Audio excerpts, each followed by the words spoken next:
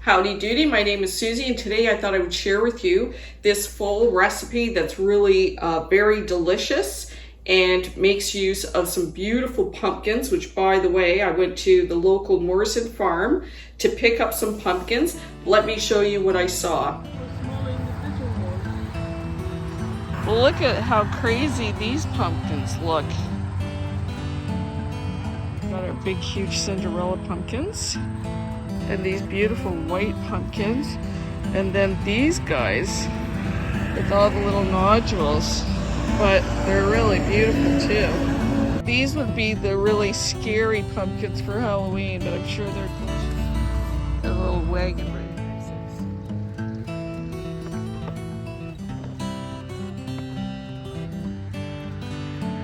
Those little guys back there. And these little guys are the pie pumpkins. They're very sweet. Of course, we've got the big gourds.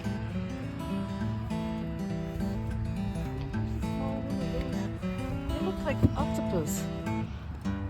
Oh my god, yeah. Like a scary hand. Look how cute. Look how cute this one is. Well, maybe we can ask the farmer which are the best for our purpose to bake.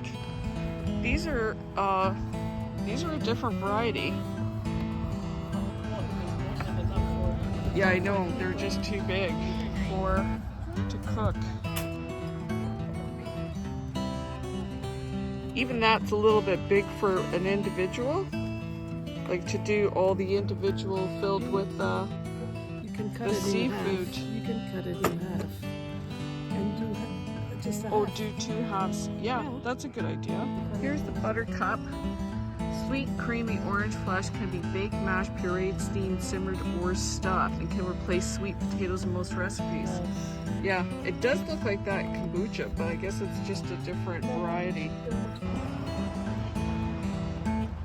Well, maybe it fits 6 people. Okay, so the lady is just telling us, the farm owner, that the squash are actually sweeter than the pumpkins. So these might be a nice size for individual servings of the bobo that we're gonna make. These are really pretty too, a little bit bigger in size. But yeah, I did not know that. Squash are sweeter than pumpkins. And these are not edible, they're just really cute. So I think we're gonna get these.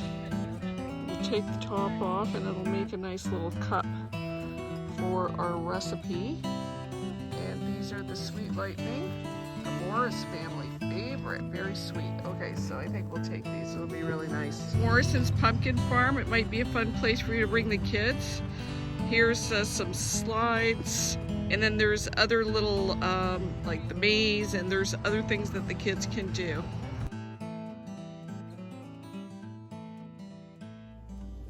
So as you can see, we bought all our pumpkins, we brought them back. In today's recipe, we're going to be cooking something that's called Shrimp Bobo.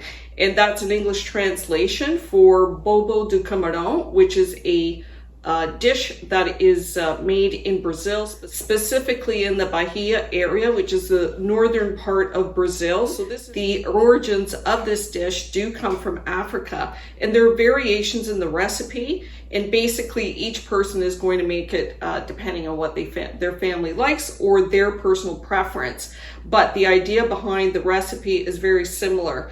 So what we're going to be using for this recipe is, so in order to make our shrimp bobo or bobo de camarão, we're going to need some cassava or yaca or mandioca in Portuguese.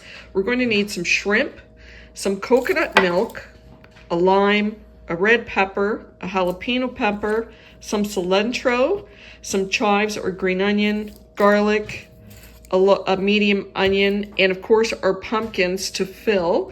And we're going to be making individual, so we've got 4 small pumpkins, but you can also buy a much larger pumpkin to make it family size. And then of course a pinch of salt and pepper.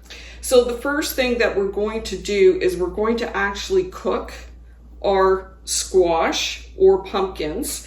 And these are actually, they look like pumpkins, but they are squash.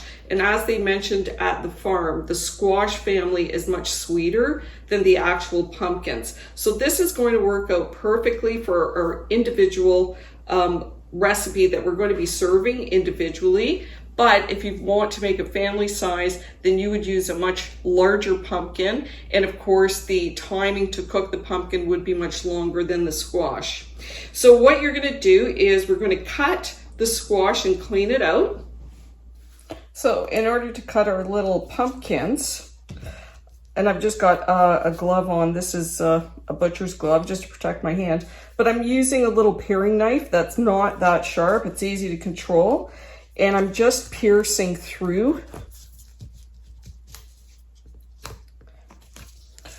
And on the third pass, you can see that I can actually make it all the way through the pumpkin. Grab my spoon to wedge it out. And there you go. We've got our little cupped pumpkin.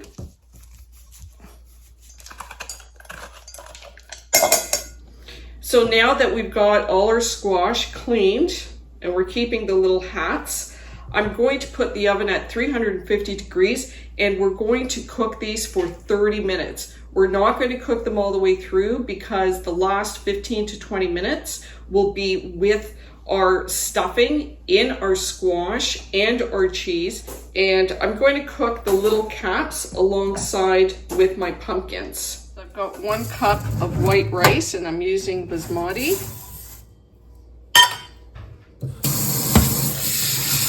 Rinse it in cold water. I'm going to add the rinsed rice to the pan. 2 cups of water.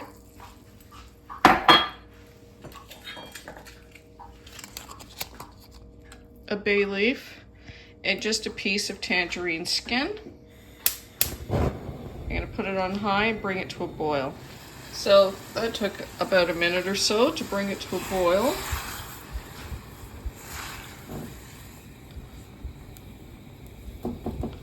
I give it a stir. I turn it on simmer. And then I cover it, but I leave a little gap for steam. Time for 20 minutes exactly. My rice will be done in 20 minutes. Exactly 20 minutes. And our rice is perfectly cooked. It's fluffy and dry. So now that we have our squash in the oven, and that's going to take 30 minutes to cook, I'm just going to prepare the cassava in advance, and you can buy cassava as a root and prepare it at home and cook it, because that's what we need to do, is boil the cassava in order to soften it. And this is going to become part of the filling or part of the sauce. So I just want to cut the cassava in equal pieces. And this cassava I bought frozen. I actually bought it fresco. So I have my cassava in my pot, and I'm going to use about 3 to 4 cups of water. You want enough water to cover the cassava and boil it just like we would boiling potatoes. So while the cassava is boiling, I'm going to cut my jalapeno. And jalapenos aren't very hot. You're welcome to use a much hotter pepper, and they certainly do in Brazil, but for our purposes, we're using the jalapeno. I'm going to remove the seeds, and that way we're going to get the flavor of the pepper without a lot of heat. We're going to use 1 red pepper that our shrimp are going to be cooking in. So I'm just preparing all the vegetables before I put them into the frying pan. And then of course we're going to use our garlic. We're going to keep the cilantro and the green onion for the end, but we're going to need 1 fair size onion, size of my hand. So So now that we've got all our bits chopped up and ready to go, I'm just going to grab the shrimp. So my shrimp have defrosted, so there's a bit of water. I'm going to drain that, but I just wanted to say that the size of shrimp that I'm using, they're 3140s. They're considered, I guess, large, but you can pretty well use any size that you want. I mean, this is a shrimp stew, so certainly the size of shrimp is not going to make that much of a difference. So now we have our shrimp all nice and clean. They've been deveined. They're ready to go. They're raw. I'm just going to leave this over to the side. We're going to take half of a lime and just a pinch of salt. And then half of the juice of a lime. And we're just going to toss it in the lime and the salt. We're essentially just flavoring the shrimp before we stir fry it. So it's been about 10 minutes and the cassava is still quite firm, but you can see it's still boiling. So now we're going to move over to our frying pan, and we're just going to use a pat of butter. So our pan is hot, our butter is bubbling, and we're just going to take our shrimp. So it's literally only been about a minute. You can see how the shrimp are already partially cooked. So now we're going to take them off the stove. We're going to remove them off the heat and we're going to set them. So we've removed our shrimp and we're just going to let them, we're going to set them off to the side. And we're going to take this water and butter from the shrimp and we're going to reserve it for our final, to add to our sauce, because this has a lot of flavor. Now with the same pan that we used to fry the shrimp, we're going to add a little bit of olive oil. So I've sauteed the onions. It's been about 2 minutes. I'm going to add the red peppers and the jalapenos. I'm going to cook that for another minute or two, and really just long enough to soften and cook these vegetables so that they're tender and we'll be able to puree them. So it's been about 6 or 7 minutes and the vegetables, as you can see, are very soft. And now we're going to take it off the stove. So here we have our squash, and I'm just going to test it with the knife. And yes, it is quite tender, but not fully cooked. It's exactly the way we want it. So now I'm just going to take this out of the stove. Add a drizzle of olive oil in each. Oops. And I'm just going to make sure that it's completely covered so that our pumpkin doesn't dry out. The oil from the other ones. And there's still some good flesh there if anybody wants to have that. Okay, now we're gonna let these guys sit until we're ready to fill them. So it's been 20 minutes and look at that, the cassava is perfectly done. And really, if you've never cooked cassava before, it's just like boiling potatoes. So now the cassava is definitely cooked, and I'm just straining it, and you'll see that it's very, very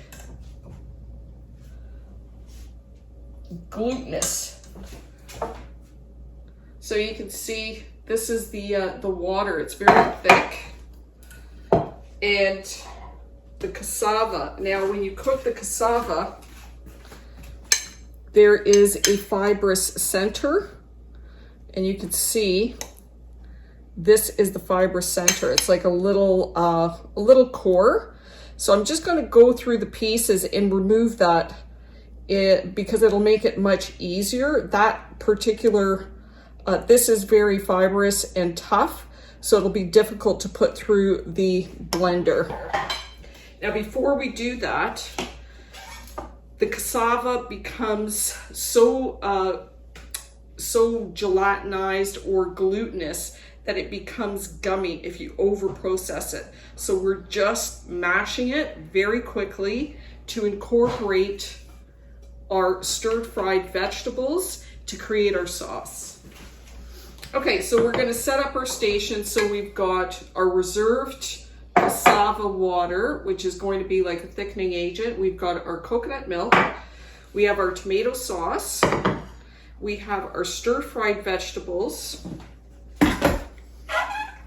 We have our cooked cassava. Okay, so now we've got our blender, and the first thing we're going to add is our cassava.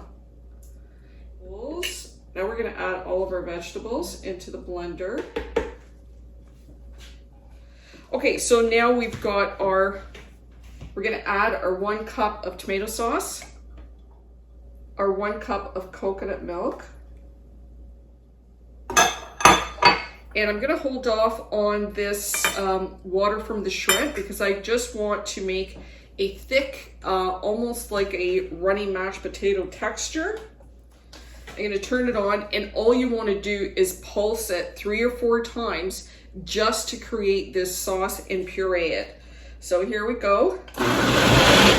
1, 2, 3. So this is just pulsing it 5 times. You can see it's still quite chunky. So we're just gonna pulse it 1 more time. I don't want it risk it getting goopy, but I do want to make it a little bit smoother in texture. 1 more time.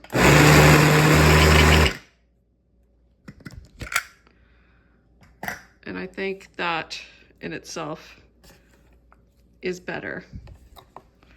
Okay, I'm gonna stop here before it gets too gooey. And now we're going to take this and we're gonna add it to our large frying pan. And I'm actually going to I needed a much larger frying pan, so I'm actually using my wok in order to fit the sauce as well as the shrimp. So I'm adding it to my frying pan now. So I'm gonna just turn the heat up, and I'm going to turn it on just a little bit below medium low, so I don't want to cook the heck out of it. Now you can see how very, very thick this is. So right off the bat, I'm going to add my reserved water, and this is like about ½ a cup. So I'm just going to add a little bit at a time because I just want this loose. So I'm actually going to add the rest of it. So it's been about 7 minutes, and this is, we're just cooking it on low. Really, we just want all those flavors to really just meld together. And at this point, I'm going to add the salt so that we can test and see. And this is really personal. Just a couple of pinches of salt and pepper.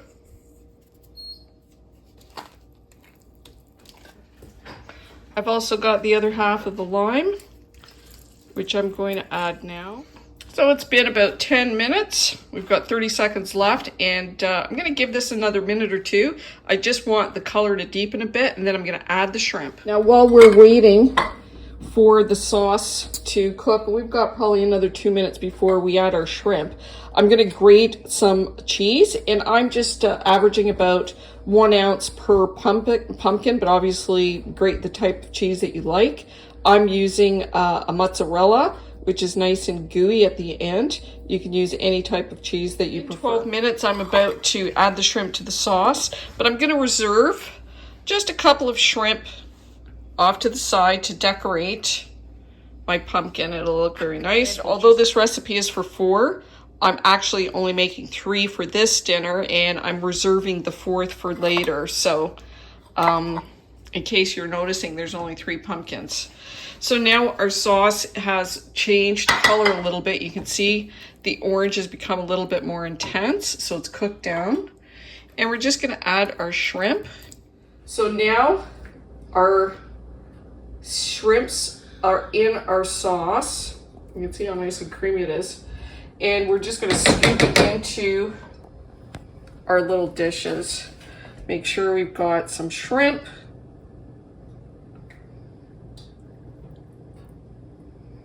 And just pile that right in there. Now the amount, it looks like we're going to have some left over, but again, I'm only doing 3 of the pumpkins.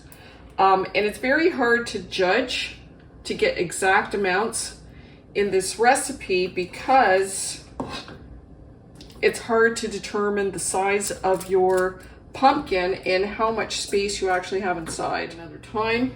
And I think those are pretty full. So you can basically see what we have left over. It'll be enough to fill another pumpkin, and there may be slightly a little bit left over, which we can just eat as a stew served with rice on the side. And now we're just gonna add our cheese to the top.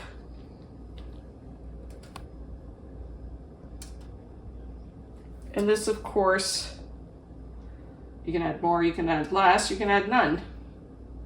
It can be Parmesan cheese. This is very nice. The mozzarella, because it's a very, it's a mild flavored cheese. You don't want a cheese that's going to overpower the flavor of the shrimp, because after all, it is a shrimp dish. Oop, I might have piled it a little too high. Got our oven preheated at 350 degrees, and we're going to put this in the middle rack. Well, almost in the middle of the oven. So we've got another 2 to 3 minutes left on the stove for our shrimp bobo. And all I'm going to do is, in order to plate it, we're going to serve it with some rice. So I've just got a little, just spray it with a little bit of olive oil and pack my rice. So I'm just packing the ramekin.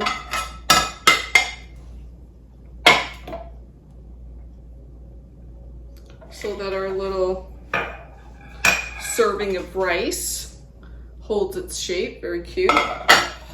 And of course we've got our cilantro. We'll just decorate it with a little green onion. And just a little bit of cilantro. So there is our bobo. Yeah.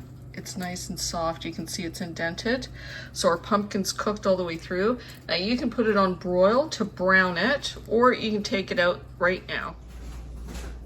Wow. How beautiful is that? Very nice. Now we're just going to decorate it with 2 shrimp, paprika.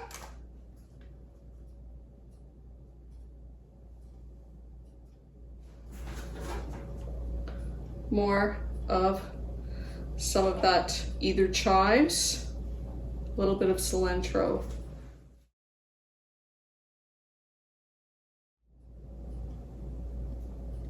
How is that for a festive autumn meal? Now this is almost too pretty to eat, but I'm going to go for it. Look at that cheese.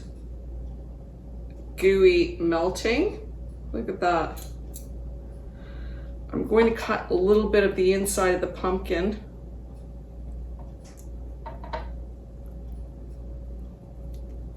Just so I get a bit of the pumpkin with the stew. And some cheese.